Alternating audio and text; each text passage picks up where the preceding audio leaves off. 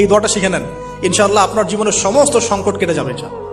আমি নিজেও এই দোয়াটা বেশি বেশি করার চেষ্টা করি। দোয়াটা হচ্ছে, মুসা আলাইহিস সালাম একটা গাছের নিচে হেলান দিয়ে বসলেন, বসে দেখলেন দুজন মেয়ে দাঁড়িয়ে আছে দূরে, পানি নিতে পারছে না, লোকজন পানি নিয়ে যাচ্ছে, ওরা দাঁড়িয়ে আছে বেচারি। মুসা আলাইহিস সালাম গিয়ে বললেন, কি সমস্যা আপনাদের?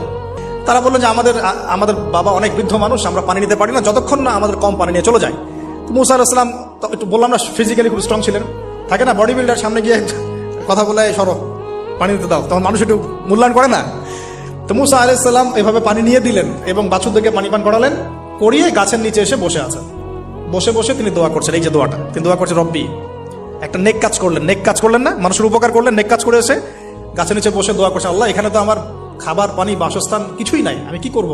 রব্বি ইন্নী লিমা আনজালতা ইলাইয়া মিন খায়রিন ফাকির, রব্বি ইন্নী লিমা আনজালতা ইলাইয়া মিন খায়রিন ফাকির।